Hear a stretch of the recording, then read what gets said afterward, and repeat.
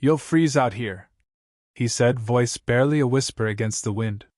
When she opened her eyes, the foxwoman saw only a human's coat draped over her shoulders, and a promise of warmth she didn't understand.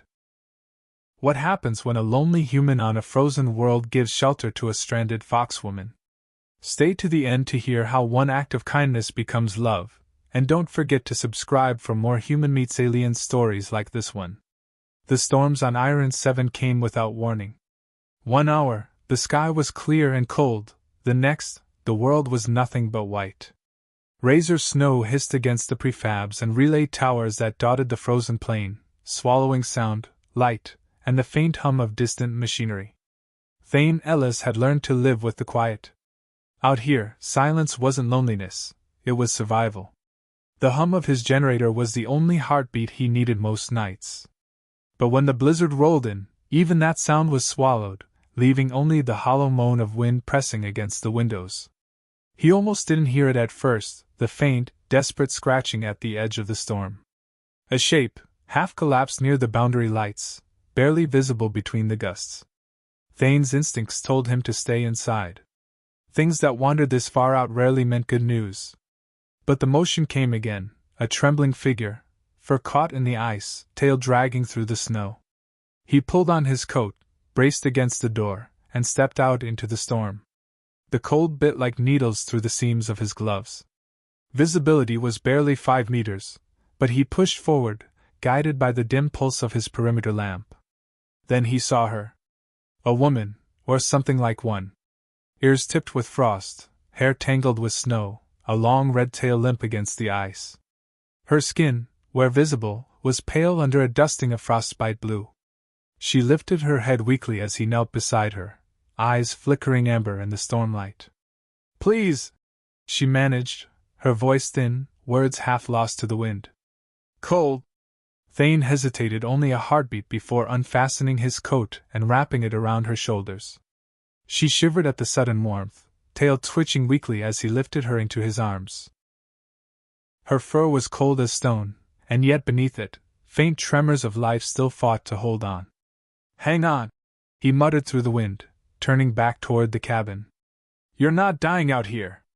The storm swallowed his words whole, but something in the way her trembling eased told him she'd heard anyway. The storm had not let up that night. Snow battered the cabin in rhythmic gusts, rattling the walls like distant artillery.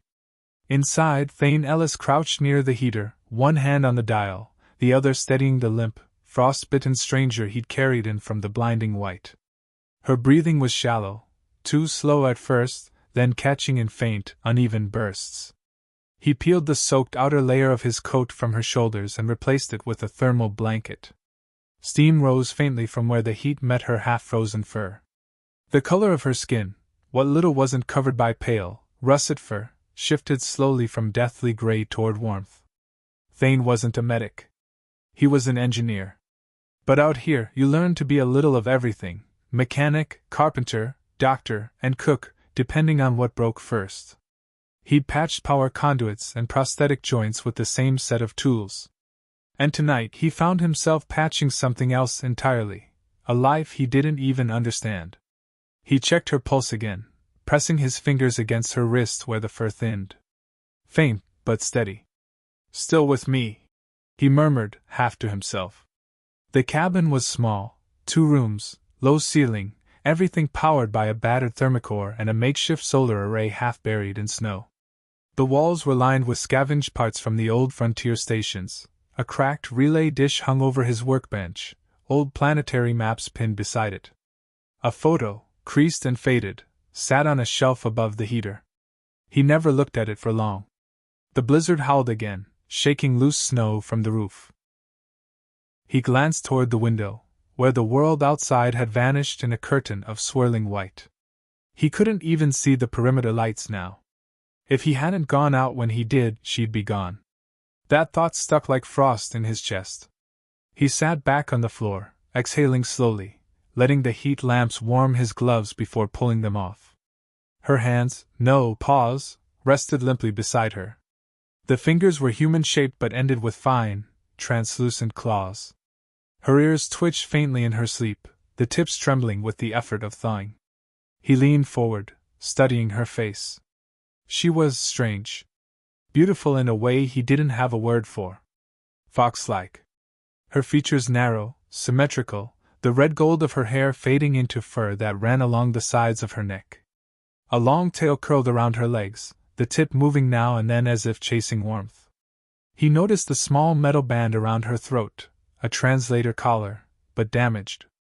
Its light flickered weakly. Probably busted in the cold, he muttered. Thane rose and crossed the cabin, grabbing his toolkit. Working on electronics steadied his hands better than whiskey ever did. He set the collar on the workbench, pried it open, and replaced the cracked capacitor with a spare from an old sensor. The faint green light steadied. When he turned back, the foxwoman was watching him. Her amber eyes glowed faintly in the heater's light, pupils adjusting in quick, feline motions. She made a small sound, half curious, half wary. He lifted a hand. Hey! Easy! You're safe. She didn't move. The translator hummed, crackled, then stuttered a faint voice. Sa Fei? Yeah, he said softly. That's the idea. Her ears tilted toward the sound, flicking once. She tried to sit up but faltered. He caught her by the shoulder, guiding her gently back down. You're still freezing. Don't rush it. She blinked up at him. Cold, no more? Not if I can help it. She studied him in silence, eyes bright but distant, as though trying to reconcile what he'd said with something else, some rule her world had given her. Then, slowly, she nodded and closed her eyes again. Thane let out a breath he hadn't realized he was holding. He rose and busied himself with the small stove, pouring water into a dented pot, adding instant broth. The scent filled the room with a thin, savory warmth. When he turned around, she was sitting upright, watching the flame flicker beneath the pot. Food, he said, lifting a mug toward her. She tilted her head. You give.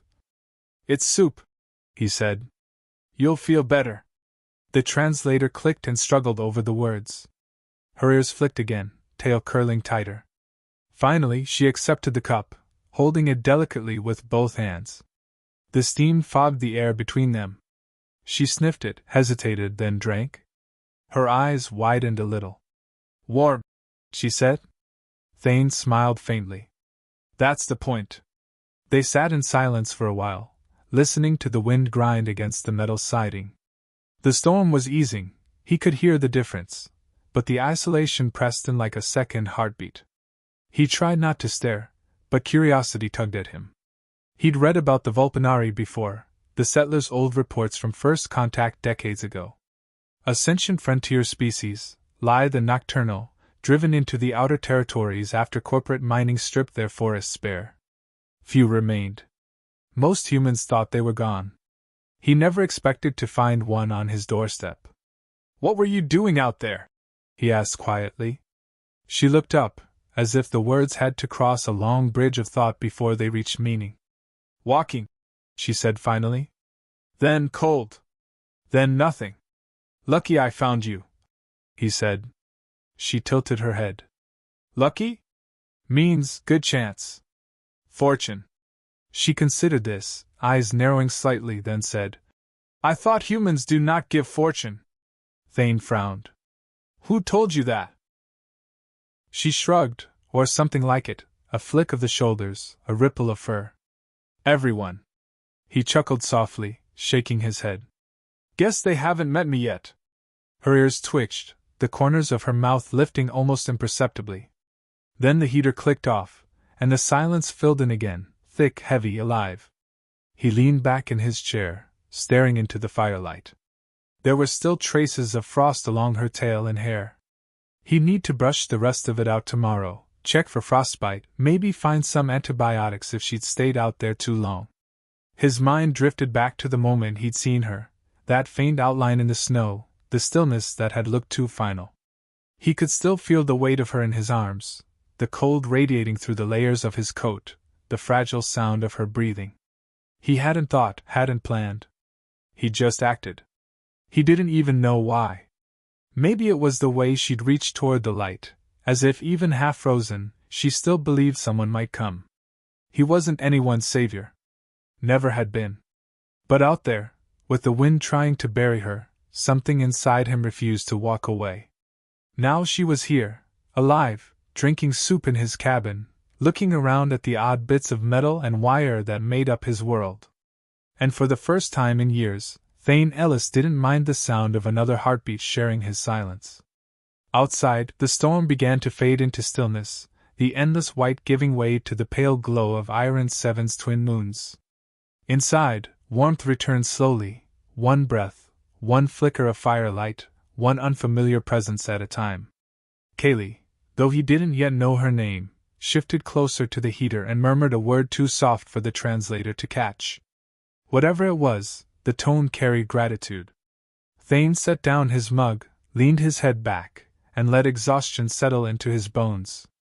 Tomorrow, he'd find out who she was, where she'd come from, and why fate had decided to throw a foxwoman into his storm.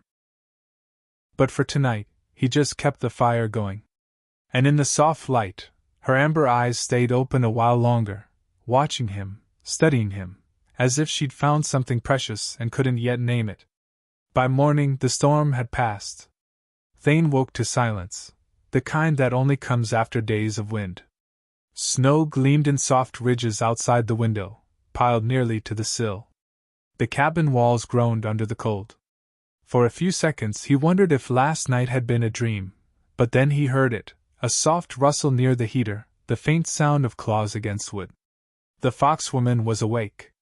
She crouched near the window, peering through the frost with her breath fogging the glass.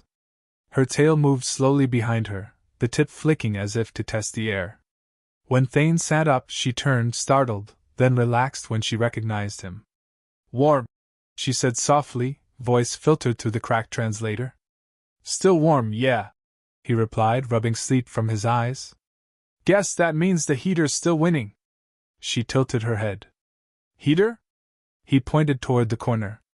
"That metal box. Makes heat. Humans use it when the weather tries to kill us." She blinked, processing. "We had sunfire," she said finally. "Before the clouds came." "Sunfire?" he asked, amused. She nodded solemnly. "It lived in the trees. The old ones could call it. But no trees now." Thane hesitated, caught between curiosity and something heavier. He'd seen the orbital surveys, entire forests stripped clean for mining and terraform fuel. The sunfire she mentioned might have been some natural energy phenomenon, but to her people, it was clearly more. "I'm sorry," he said quietly. She looked confused. "Why sorry?" "Because you lost something."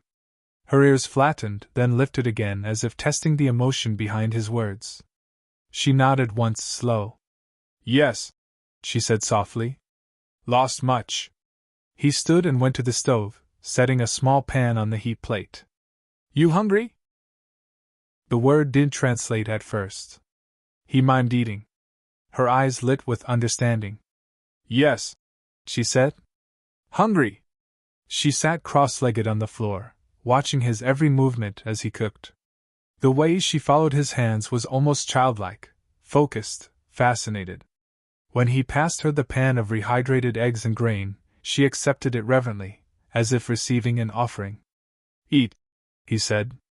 "You share," she replied instead, tail curling around her knees. "That is, not small." He frowned slightly. "It's breakfast." Her ears twitched. "Breakfast is small?" He laughed under his breath. "No. I just mean, it's normal. You need food." "I have food." She tilted her head, puzzled. "Humans give without taking?" "Sometimes," he said. "When it feels right." She went quiet for a long while after that, eyes on the food but thoughts elsewhere. When she finally looked up, something gentle flickered there. "You are strange." He smiled faintly. "I've been told worse." By midday, she was moving more confidently. The weakness had left her, replaced by restless curiosity. Thane found her inspecting everything: his tools, his data pad, even the old relay dish propped against the wall. Every few minutes she'd point at something and ask what it did. He'd answer, patient and half amused. When she discovered the coffee pot, she sniffed it, wrinkled her nose, and declared, "Smells like dirt." "That's because it basically is," he said, pouring a cup for himself. She sniffed again, more cautiously this time, and then turned away as if to preserve dignity. "You don't have to like it," he said with a chuckle. "I barely do." The translator rendered her soft growl into a mechanical approximation of, "Human drink strange things to feel alive." He nearly spilled the cup laughing. Later, she wandered to the shelf and stopped in front of the faded photograph, the one he usually ignored. He felt a jolt in his chest. It showed a younger Thane, maybe mid-20s, beside another man in expedition gear. Snow in the background, a pair of relay towers half built behind them. The edges were water-damaged. The other man had been his brother. "You look same," Kaylee said softly, ears angled in curiosity. "But eyes are colder now." He swallowed, unsure how to answer. "He was family," he said finally. "He's gone." Her tail lowered slightly, a quiet gesture of mourning. "My people mourn with silence," she said. "One night of it. Then we light fire for memory." "I'll remember that," he said. By evening, they sat near the heater again. The outside world was still a frozen wilderness, the horizon fading into mist. The temperature would drop harder after sunset. Kaylee studied the flame behind the metal grate. "You make warmth," she said again, almost in wonder. "That's what we do," he answered. "Humans build things. Fix things." "Fix," she echoed softly. "We did not fix. We moved on." He glanced at her. "And you? Will you move on?" She was quiet for a long time. Then, "I don't know. My feet found here. Maybe they stopped for a while." He nodded. "You can stay until the storms settle." Her ears perked up. "Stay? If you want." For a moment she looked stunned, as if the word carried more meaning than he'd intended. Her tail curled tightly, and her voice came out almost a whisper. "You offer shelter?" "Yeah," he said. "That's what neighbors do. Or at least, what they should." She blinked slowly, processing that. Then she smiled, small, hesitant, but real. Her translator cracked slightly, translating her next words in a low hum. "Then Kaylee stays." He caught the name, glanced over. "Kaylee?" She touched her chest lightly. "That is me. Nice to meet you, Kaylee," he said, smiling faintly. "I'm Thane." She repeated it under her breath, tasting the sound. Thane. There was a softness to the way she said it, like she was assigning the name a new meaning already. As night deepened, he adjusted the heater and dimmed the lights. Kaylee sat nearby, eyes reflecting the glow like amber glass. "Sleep," he said gently. "You'll need it." She tilted her head. "You sleep too?" "Eventually." "Humans guard their sleep?" He smiled a little. "Not usually. But I'll make an exception tonight." Her tail flicked once. "Then I am safe," she murmured, curling up near the heater. He watched her for a moment, feeling the strange peace that had settled over the cabin. No noise, no alarms, no loneliness biting at the edges of his thoughts, just quiet breathing and a flicker of warmth shared between two survivors who shouldn't have met. As her breathing steadied into sleep, Thane realized that the storm outside wasn't the only one that had passed. The following days slipped into an easy rhythm, half survival, half quiet companionship. The storms would come and go, sweeping across the tundra like slow-moving tides. When they passed, light poured through the clouds in great golden shafts, washing the frozen plain in fragile beauty. Kaylee had grown stronger. Her gait still carried the faint awkwardness of recovery, but her curiosity had returned in full. She was everywhere in the cabin, tracing fingers along wires, tapping at old terminals, crouching by the heater as if trying to learn its secrets through warmth alone. Thane didn't mind. After years of solitude, the sound of someone moving through his space felt almost alive. One morning he found her sitting cross-legged on the floor, dismantling a defunct comm unit. The casing lay open beside her, bits of wire spread out like a nest. "Careful with that," he said from the doorway. She looked up, her ears twitching at his voice. "It was broken." He grinned. "It's still broken. Maybe more so now." Her translator caught his tone, hesitated, then rendered her reply as, "Human jokes about damage? Pretty much all the time," he said, setting down a tray with 2 mugs of hot tea. "Helps us stay sane." Kaylee tilted her head, intrigued. "Sanity is important." "Yeah. Especially out here." She seemed to consider that seriously, then smiled, a small thing that lifted her whole expression. "Then maybe I help you keep it." He laughed softly. "Deal." Later, she joined him outside for the first time since the storm. The cold still bit, but she insisted on seeing the world beyond the cabin. Wrapped in his spare parka, her fur poking out from the edges of the hood, she looked both completely alien and oddly at home against the glittering landscape. "This place," she said, her breath fogging the air. "It is empty. But also full." "Full of what?" "Stillness," she replied simply. "It has sound.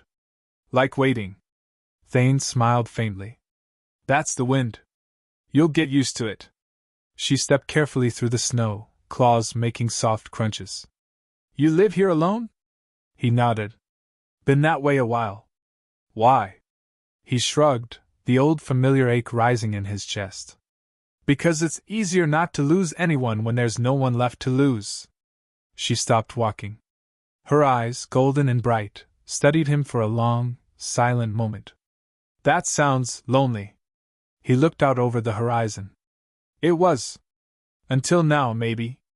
Her ears flicked back, a faint flush in her fur. She turned away as if pretending to study the snowdrifts, but her tail gave her away, it swayed in small, uncertain arcs. By the 3rd week, Kaylee had taken to mirroring him without realizing it. When he drank his coffee, she sipped her tea. When he leaned over his workbench, she crouched nearby, pretending to inspect something of her own. "Why do you do that?" he asked one afternoon, amused as she carefully arranged bolts by size, something she'd seen him do countless times. "Learn by watching," she said proudly. "Vulpinari children copy elders. That is how we understand the world." He nodded. "Guess I'm honored." She looked up, puzzled. "Honored? It means—" "Glad you're learning from me." Her ears perked, tail curling around one leg. "Then I am honored too," she said softly. Thane felt something stir in him, a strange warmth that wasn't just the heater's doing. That night, as they ate, Kaylee's translator flickered with static mid-sentence. She frowned and tapped it lightly. "Still glitchy?" Thane asked, leaning forward. "It hums wrong," she said. "Sometimes makes words feel colder than I mean. I can fix that." He motioned for her to sit near the lamp. "Hold still." She obeyed, tilting her head slightly as he unclasped the collar. The faint glow of the circuitry lit her neck in soft amber. Her pulse thrummed gently under his fingertips as he replaced a worn connector. The moment felt strangely intimate, quiet, delicate. When he clicked the collar back into place, she whispered, "Better? Try saying something." She looked at him, and her translator rendered her words in a voice as warm as her eyes. "Thank you?" "Yeah," he said, smiling. "Much better." She didn't move for a few seconds, just watched him, the faint rise and fall of her breathing syncing with his. Then, almost absently, her tail brushed against his hand. He froze, surprised. She didn't seem to notice, or maybe she did and pretended not to. Either way, she didn't pull away. The next morning, Kaylee surprised him by preparing breakfast. He found her at the stove, brow furrowed, tail swaying as she tried to replicate his motions. Half the ingredients were wrong, but the result was edible. "Learning fast," he said, sitting down. She looked pleased. "I make warmth for you," she said proudly. "As you did for me." He blinked. "You don't have to repay me." Her ears twitched. "Not repay. Return. What's the difference?" Her golden eyes softened. Repay his balance. Return his bond. Thane hesitated, sensing there was something deeper behind her words. A bond? She nodded slowly. When one gives warmth to another, they share it. It does not belong to one side anymore. He smiled faintly. That's a beautiful way to put it. It is our way, she said, gazing at the fire. My people call it Terran. The joining of warmth. He committed the word to memory, though he didn't yet realize how much weight it carried. That night, as he dozed by the fire, Kaylee sat quietly near him, tail curled across her lap. She watched the flames dance, and occasionally glanced his way. There was something peaceful about the way he slept, unguarded, steady. In her culture, sleeping beside another meant trust. But humans did not seem to follow the same signs, and she wasn't sure what any of this meant to him. Still, as the wind howled faintly outside, she shifted closer and whispered, You gave warmth. I will keep it. The translator didn't activate. It wasn't meant to catch whispers. But if it had, Thane would have heard something close to a vow. By the end of that week, the silence of the cabin had changed. It no longer pressed in like a weight but stretched out, soft, and shared. Kaylee filled the space not with noise, but with life, the sound of her footsteps, the rhythm of her curiosity, the subtle grace of someone who'd begun to belong. And though Thane couldn't have explained why, he found himself fixing 2 mugs of tea each morning without thinking, one for himself, and one for her. Spring never really came to Iron 7. The planet thawed only in pieces, thin sheets of meltwater cutting through ice, patches of gray soil showing for a week before the cold claimed them again. But inside the cabin, something had changed. The air carried warmth that had nothing to do with the heater. Thane noticed it in the smallest ways. Kaylee no longer flinched at sudden noises. She hummed under her breath while cleaning tools, a low melodic sound that reminded him of wind moving through glass. And she smiled more, quick, bright flashes that caught him off guard and lingered too long in his mind afterward. One afternoon he came in from checking the relay line to find her at his workbench. She'd arranged bits of scrap metal into careful patterns, spirals, rings, and curved shapes like dancing tails. What's this? He asked, shaking snow from his gloves. Warmth markings, she said. Stories told in metal. So the heat remembers. He blinked. You tell stories to the heat? Of course. Her tone was matter-of-fact, but her eyes glowed with pride. It listens better than wind. He smiled faintly, setting down his toolkit. Mind if the human listens too? She hesitated, then nodded and touched one of the spirals. This one says 2 stars crossed the snow and did not turn away. He looked closer at the swirl of copper wire. Sounds poetic. It is truth, she replied. You found me in the white. You gave warmth. Now the story stays. He felt his throat tighten a little. You don't have to make a story out of me, Kaylee. Too late, she said simply. You are already inside it. In the evenings, they settled into a comfortable ritual, a meal, quiet conversation, and then shared silence while the wind scraped at the roof. Kaylee began asking more about humans, why they built so much, why they feared being still. Because we're not good at quiet, Thane admitted one night. When it's quiet, we start thinking. And thinking is bad? Sometimes it hurts. She studied him over the rim of her cup. Then I will think for you. He laughed softly, shaking his head. That's not how it works. She tilted her ears in mock defiance. It is now. A few days later he found her outside, barefoot in the snow, standing perfectly still with her arms outstretched to the rising sun. Her breath rose in thin trails of steam. You'll freeze again, he called. She looked back, smiling. Not freeze. Listen. To what? She pointed toward the distant ridges where sunlight struck the ice. The world is waking. You can hear it crack.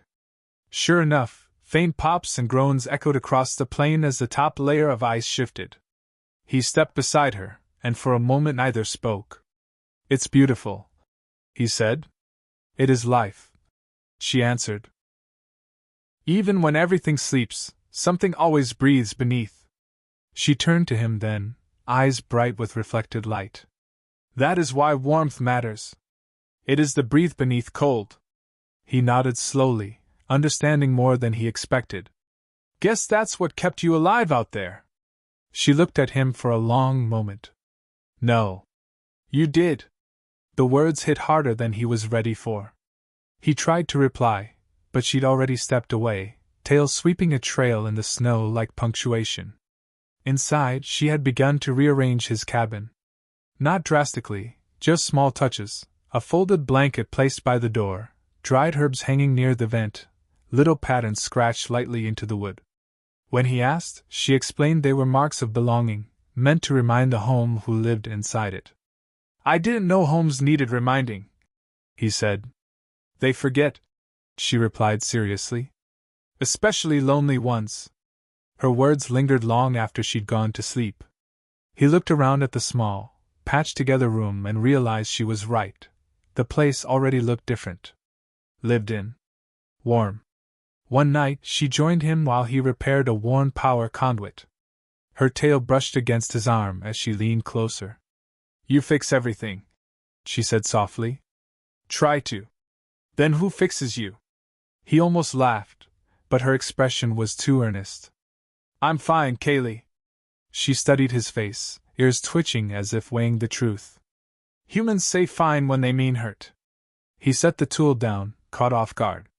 Where'd you learn that? From you, she said simply. He couldn't find a good answer, so he didn't try. The silence stretched until she reached out, laying her hand lightly on his sleeve. The translator didn't need to interpret that. The warmth of her touch said enough. Days turned to weeks. They built a rhythm of shared chores and small laughter. Thane caught himself waiting for the sound of her steps, listening for her humming in the mornings. She, in turn, began weaving her language into his, slipping Vulpanari words between human ones, as if the two tongues were learning to dance. One evening, while they ate beside the fire, she looked at him with quiet resolve. Thane, she said, in my people's ways, warmth is more than heat. It is choosing. He looked up. Choosing what? Who to share the fire with when the cold comes again. Something in her tone made his heartbeat stumble. And you think I've chosen? She nodded slowly. You gave me food. Shelter. Your coat. You fixed my voice. All the signs are there. He tried to smile. For humans, those are just decent things to do. Her expression softened with a trace of sadness. Then humans do not know how powerful decency is. The fire cracked between them, throwing sparks against the walls. Outside, wind began to rise again, gentle this time, not cruel. She drew her tail around her knees and murmured, almost to herself. In my people's stories, warmth once shared cannot be taken back. It becomes part of both hearts. Thane didn't answer right away. He reached for the kettle instead, poured 2 cups of tea, and handed one to her. Then I guess we're both stuck with it. Her ears flicked, and her smile returned, slow, radiant, quietly certain. Good, she said. I like being stuck. The heater clicked softly, the only sound left between them. Outside, the stars glittered on the snow like scattered embers. Inside, a foxwoman and a human sat side by side, sharing warmth that neither of them could now call their own. The world outside had settled into its long twilight, the endless dusk between storms that passed for a season on Iron 7. Thane and Kaylee spent their days fixing what the cold and wind had ruined, tending to the generator, gathering melted runoff from the roof to refill the tanks. It was quiet work, companionable. They rarely spoke about the day she'd arrived half-frozen in his arms, but both of them carried it inside like an ember that never went out. He had stopped counting time. He marked it instead by small things, the way her fur thickened again, the way her laughter came easier, the way she began to hum human tunes without realizing it. Sometimes she caught him watching her, and would tilt her head with mock suspicion. You stare, she'd say, tail flicking. He'd grin. Making sure you're not planning to take over my workshop. Too late, she'd reply. Already mine. He wasn't sure when the jokes stopped feeling like jokes. One evening, Thane was bent over a map terminal, trying to recalibrate the relay grid. The heater hummed softly in the background, casting light across the walls. Kaylee padded closer, barefoot, her steps silent. She leaned beside him, amber eyes tracing the lines of the map. "So many dots," she said. "Are they other humans?" "Most are empty now," he said. "Old towers. This one's ours." He tapped the screen. She considered that. "Just one light still burning." "Guess so." She smiled faintly. "Then we guard it." He looked at her then, really looked. The warmth in her expression, the confidence in her words, it hit him with quiet force. "Yeah," he said softly. "We do." She stepped closer, tail brushing the side of his leg. "Thane?" "Yeah?" "In my people's ways, when two share a light through a winter, it means they are joined for the next." He blinked. "Joined? Like partners?" Her ears dipped. "Like mates." The air between them stilled. The hum of the heater filled the silence, steady as a heartbeat. He wasn't sure what to say. "Kaylee," he began carefully.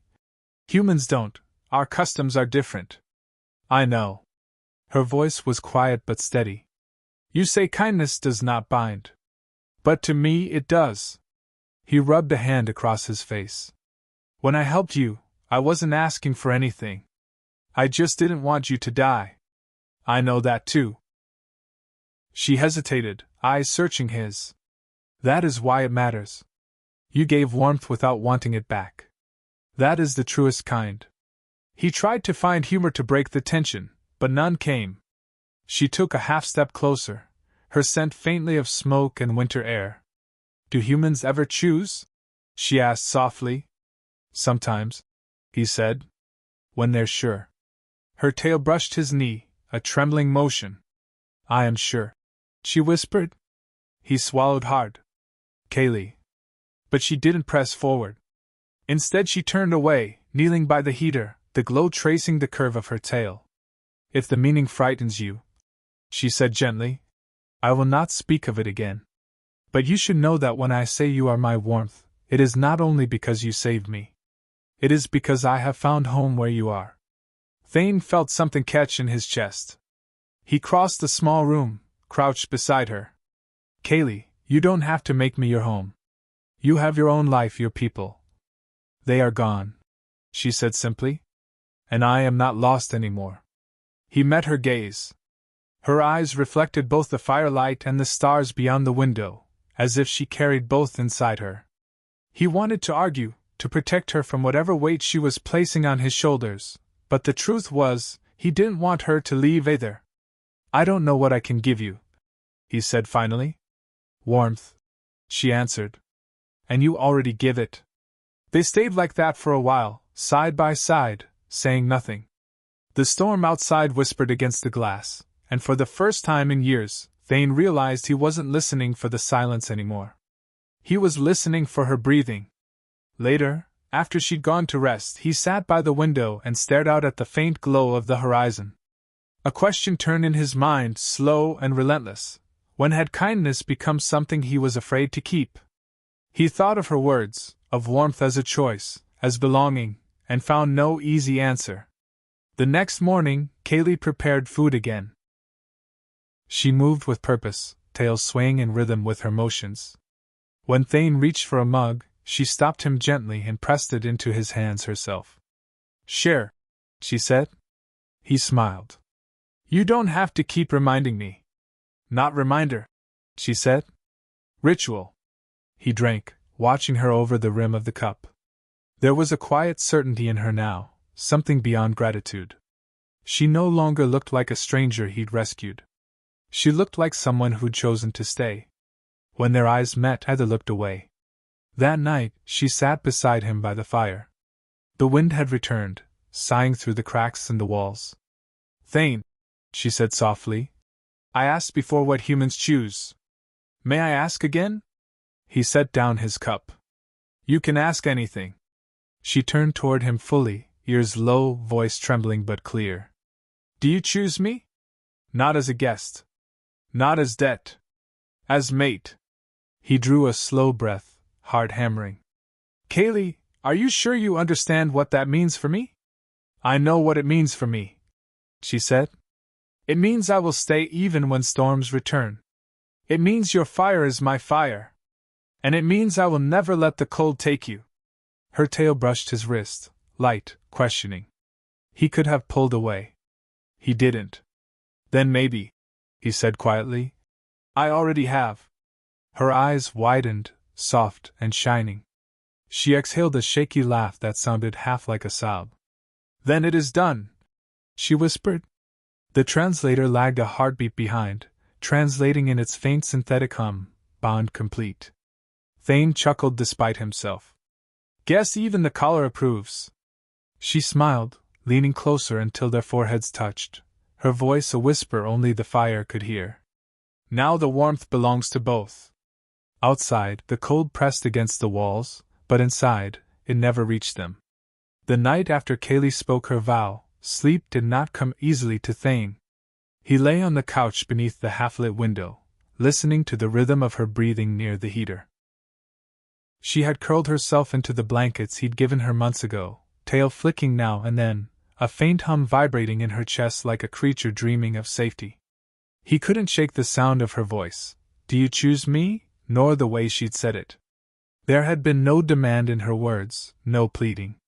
Only quiet certainty, the calm of someone who had already chosen. He'd said yes. Or something close enough that she'd heard what she needed. Now, staring into the half-dark, he realized that whatever line had once divided human decency from something deeper had vanished somewhere along the way. He didn't regret it. He was just afraid of what came next. Morning brought soft light through the frost-coated window. Kaylee was already awake, kneeling near the heater, weaving strands of wire and cloth into a small circular shape. "Morning," he said, sitting up. She turned, smiling. "The world still stands." "Barely," he muttered, rubbing his eyes. "What are you making?" "A sign," she said. "So the home knows who keeps its warmth now." She held up the object, a small wreath made of copper strands and fabric, shaped into something between a spiral and a heart. It caught the light like a tiny halo. "Pretty," he admitted. "What does it mean?" "It means we share the fire," she said simply. "And that I will stay." He hesitated, then nodded. "Then hang it wherever you want." Her eyes brightened, tail flicking with visible joy. She hung it above the door with delicate care, pressing her palm against it in a slow, ceremonial motion. The translator hummed as she whispered a word in her language that didn't fully translate. When she turned back, her expression softened. "Now it is written," she said. He smiled faintly. "In metal and fabric?" "In warmth," she corrected gently. Later, they went outside to check the solar rig. The sky was a dull silver, snow crunching under their boots. Kaylee followed him closely, occasionally crouching to examine something that caught her interest, a shard of ice, a buried sensor node, the faint tracks of some small creature. "You used to live with many humans?" she asked suddenly. "Long time ago," he said. "In the colonies near the equator. Before I came out here." "Why leave?" He shrugged. "Too much noise. Too many rules. I wanted quiet." She stopped walking, watching him carefully. "And now?" He turned toward her. "Now the quiet's a lot less quiet." Her ears lifted in amusement. "That is good?" He nodded. "Yeah. It's good." She grinned, a quick flash of teeth. "Then you are happy?" "Getting there," he said. Her tail flicked once in contentment, and she followed him up the ridge. That night, the storm returned, not violent but steady, a curtain of snow that turned the world outside into a pale haze. Inside, Thane brewed tea while Kaylee mended a torn glove with precise stitches. The scene could have belonged to any home in the galaxy, a man and a woman working in comfortable silence. Only the flick of her tail and the faint glow of her eyes gave away that this was something rarer, a bridge between species, built one act of kindness at a time. "Kaylee," he said quietly after a while, Back when your people were together, did you have many words for love? She paused, needle midair. We had one word, she said. But it meant many things. To hunt together. To sleep without fear. To share warmth. It was the same word. He smiled. That sounds simple. It was, she said. Until fear made everything complicated. He nodded slowly. Humans aren't so different. She looked at him for a long moment, eyes soft. Then maybe we fixed that too. He chuckled. You really think two people in a snow cabin can fix all that? Not all, she said. But one is a beginning. As the hours passed, the wind grew louder, rattling the door. Kaylee moved closer to the fire, then hesitated. Your hands, she said. They are cold. He looked down. Guess so. The gloves didn't help much today. She held out her own, palms open. Give. He blinked. Kaylee, you don't. Give, she repeated, and when he did, she pressed his hands between hers, wrapping her tail around both. Her fur was soft and unbelievably warm. There, she said quietly. Warmth returns. He tried to speak, but the words caught somewhere between surprise and something deeper. Her fingers stayed laced with his, firm and sure. You keep doing that, he murmured after a moment. Doing what? Making the world feel less cold. She smiled, her ears lowering shyly. It listens to me now. Because you listened first. When the wind finally died, they sat by the fading fire. Kaylee rested her head lightly on his shoulder, eyes half closed. Thane didn't move. He felt her heartbeat against his arm, steady and calm, and realized it matched his own. Thane, she whispered, when storms come again, will you still choose me? He turned his head slightly, meeting her gaze. If you still want me around. She nodded, smiling faintly. Then it is forever. He chuckled. You don't do halfway, do you? Halfway? It means not all the way. She shook her head. No. Warmth cannot be half. He couldn't argue with that. They sat together until the fire burned low, until the heater's hum became a lullaby. Somewhere in the quiet, the last of his doubts drifted away like melting snow. For the first time in years, Thane Ellis didn't feel like he was surviving. He felt like he was living. Morning broke soft and pale.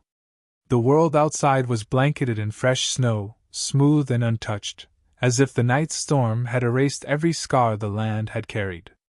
Sunlight slipped through the window, painting the cabin walls in gold.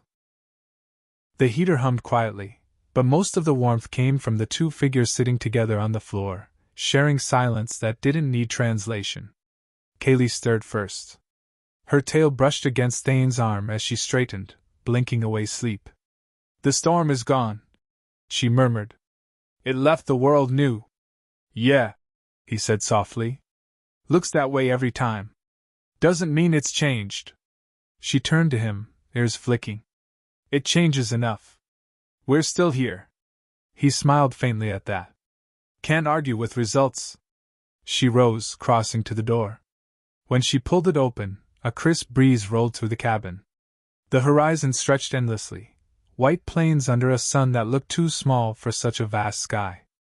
Kaylee stepped out barefoot, her footprints delicate and precise, her breath a plume of mist.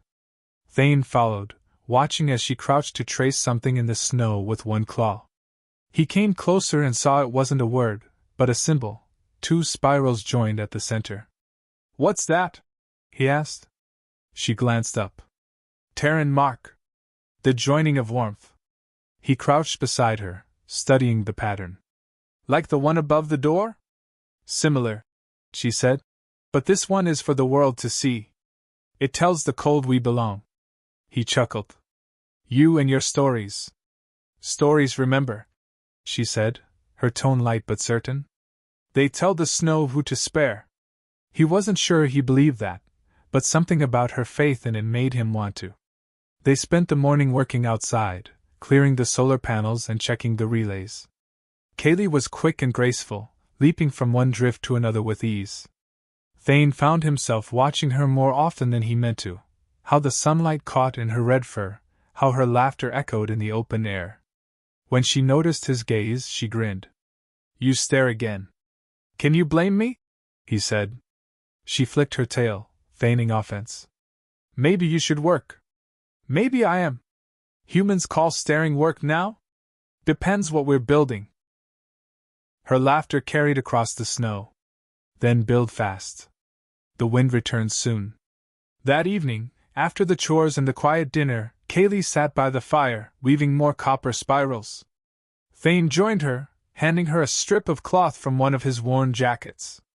"For your stories," he said. She accepted it carefully. "You give a piece of yourself. That is Bond's sign. Guess I'm learning your customs after all." She smiled. "Then you understand." He nodded slowly. "I think I do." For a while they worked in silence, the only sound the gentle crack of firewood. Then Kaylee set the finished spiral between them and said softly, "Thane, you never asked what mate means for my kind." He glanced up. "You told me it was joining warmth. Sharing fire. That is the surface." Her voice dropped to almost a whisper. "It also means we promise to guide each other through winters. To guard when the other sleeps. To speak truth even when it hurts. And to remember, always, the day we first shared warmth." He felt her words settle deep, quiet as snow falling. "You take promises seriously," he said. "Do humans not?" "We used to," he said after a moment. "Some still do." She studied his face. "You think I expect too much. I think you deserve someone who won't fail you." Her tail brushed his knee. "Then don't fail." He met her gaze. "That simple?" "It can be." The firelight danced between them. He reached out, covering her hand with his. "All right," he said quietly. "Then I won't." Her ears flicked up in surprise, then softened. "You choose?" He nodded once. "I choose." She exhaled a slow, trembling breath, eyes bright. "Then the world will remember." Later, when the sky darkened to violet and stars burned sharp above the horizon, they stood outside together. Kaylee's tail wrapped loosely around his arm as she leaned into him. The cold bit at his face, but he hardly felt it. "Do you miss your people?" he asked softly. "I miss what we were," she said. "But not what was done to us. You cannot live in the ache forever." He nodded.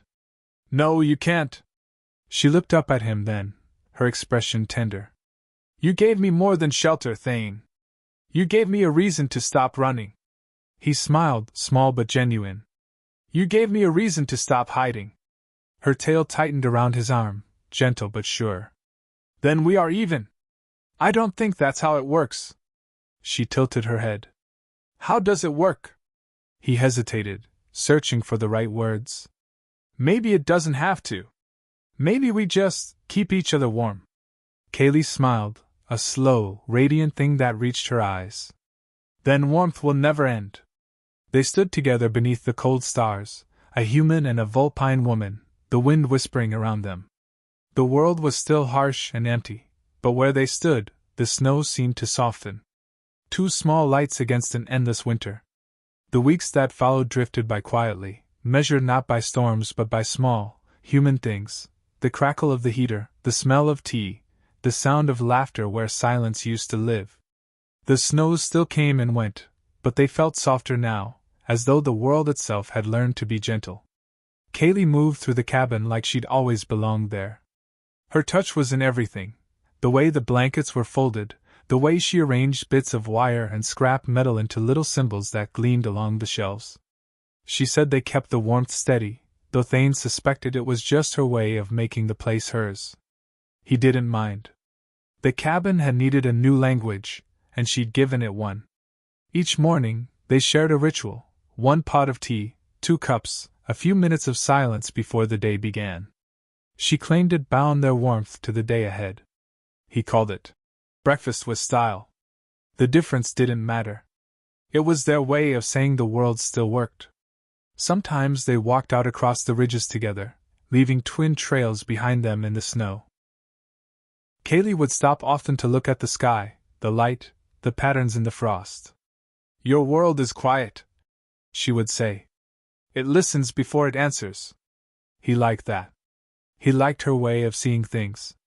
One evening, the signal terminal flickered to life for the first time in months. A faint pulse from one of the abandoned towers blinked on the map. Thane frowned, checking the coordinates. Could be old software waking up after the thaw, he said, half to himself. Kaylee leaned over his shoulder. Does it call you? Maybe. Could be nothing. Or something, she countered, her eyes catching the pale glow. He looked at her, the light outlining the curve of her face. You think we should go? I think the world whispers for a reason. He sighed, already knowing he'd give in. Pack something warm, then. We'll leave at first light. She smiled, ears flicking with excitement. Adventure, she said, trying the word like it was new to her tongue. He grinned. That's one way to put it. They hiked for hours the next day, through snow that reached their knees, the air crisp and silent except for the crunch of their boots. The tower came into view as a dark silhouette against the white horizon, half collapsed, antenna snapped, its solar panels long buried. The blinking signal was faint but steady. Thane pried open the control panel, brushing away frost. Inside, a backup power cell hummed faintly. Still alive, he muttered. Old tech's tougher than it looks. Kaylee crouched beside him, eyes wide. You fix it? Maybe. If the circuits haven't. A burst of static cut him off. The screen flickered, then cleared. A small line of text blinked. Relay Unit 7B, online. Below it, a message scroll, signal beacon active. Searching for network peers. Thane stared for a long moment, then smiled. Well, look at that. Kaylee tilted her head. It wakes. Yeah.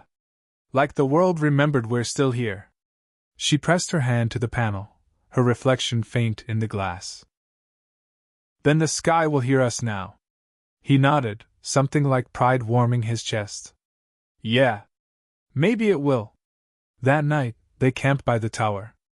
The heater crackled softly inside the portable shelter, their breath misting in the thin air. Kaylee rested her head against his shoulder, tail wrapped loosely around them both. The stars overhead burned sharp and cold, brighter than they'd ever looked from the cabin. Do you think others will find us? She asked quietly.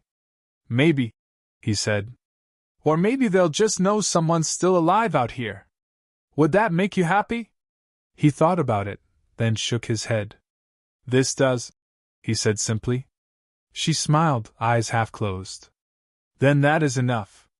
For a long while, they sat like that, two small figures beneath an endless sky, a flicker of human ingenuity and vulpine faith keeping the dark at bay. The tower's signal pulsed in the distance like a heartbeat. When they returned home days later, the cabin seemed different again, warmer, somehow larger. The spiral above the door gleamed faintly in the low sun. Kaylee touched it as they entered. It remembers us, she said. He smiled. Guess it should. Inside, she hung her cloak near the heater and turned to him with that quiet, radiant certainty that had drawn him in from the start. The cold will come again, she said softly. But I am not afraid. He looked at her, and for the first time in years either was he. Whatever comes, he said, we'll meet it together. She nodded, tail curling around his arm in the gesture that had become their language. Together, she echoed. Outside, the first snowflakes of a new storm began to fall, slow, drifting, harmless. The wind whispered along the ridges, but inside the cabin, warmth ruled. Two lives, once solitary, now shared the same fire. And when the next signal pulsed through the relay network, distant, faint, but unmistakably human, it reached their tiny beacon first. Thane glanced at the monitor, then at Kaylee. Looks like the galaxy finally noticed us, he said. She smiled, eyes gleaming with something fierce and bright. Then let it see what warmth can do. The signal continued to pulse through the nights that followed, steady, patient, like a heartbeat Thane had forgotten the world could still have. The small monitor by his workbench blinked every few seconds, a reminder that somewhere beyond the horizon, something was listening. He'd leave it running while they worked or slept, the faint glow spilling across the cabin walls like a third companion. Kaylee would sometimes pause to watch it, head tilted, her tail flicking in slow thought. "One light," she said one evening. "It travels so far, and yet we do not see where it goes." "Messages are like that," Thane said. "You send them out, hoping someone's on the other end." She turned to him, smiling gently. "You are a message too, Thane Ellis. You sent warmth into the cold, and I was on the other end." He felt his throat tighten. "You make everything sound like poetry." "It is," she said simply. "You just live it instead of writing it." The days settled into calm repetition, repairs, shared meals, evenings by the fire. But something in Thane had changed. He caught himself watching Kaylee when she worked, tracing the motion of her hands, the quiet grace of her movements. She seemed to belong to the rhythms of the planet itself, slow, deliberate, unhurried. One night, as wind whispered outside, he asked, "Do you ever miss the places you came from?" She looked up from her weaving. "Sometimes. But memory fades when warmth grows. My people believe that what you hold dear will live again through the ones you love. If that is true, then they are not gone." He leaned back in his chair. "That's a better philosophy than most humans manage." She grinned, eyes flicking mischievously. "Then perhaps humans need more fox women." He laughed quietly. "That, or we just need to listen better." A week later, the relay flashed brighter, stronger than before. Thane sat up, eyes wide. The message scrolled across the small terminal. "Colony network. Active connection detected. Transmission. Pilot signal from Iron 7, Unit 7B.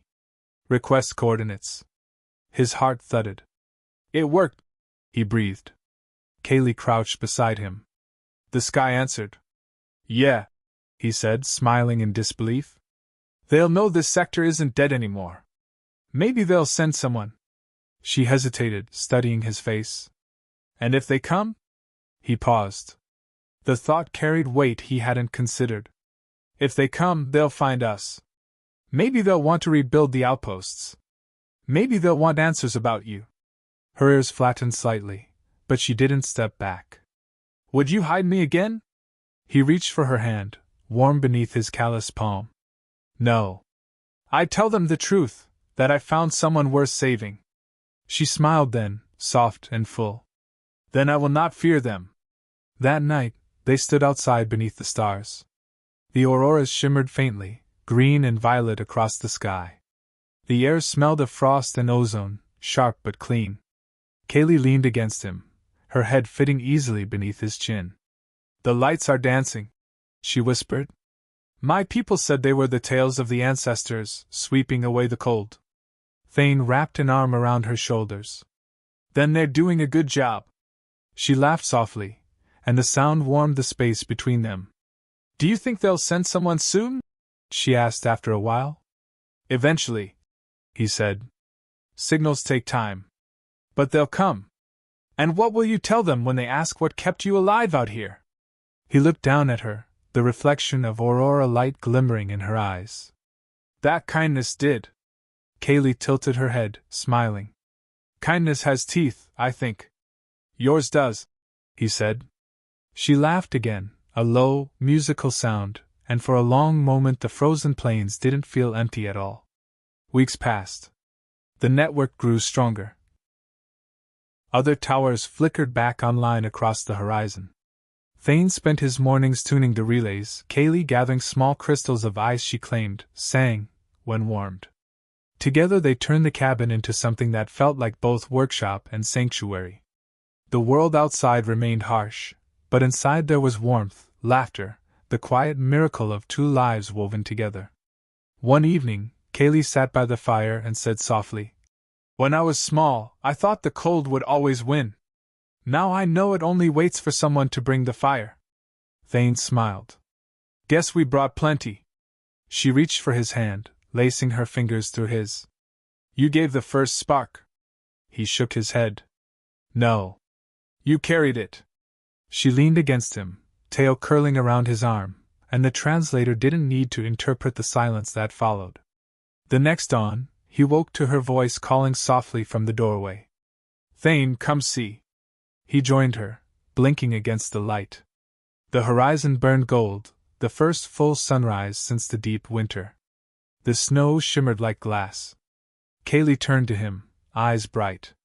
The world remembers us, she whispered. He nodded, wrapping his arm around her shoulders. And maybe it always will.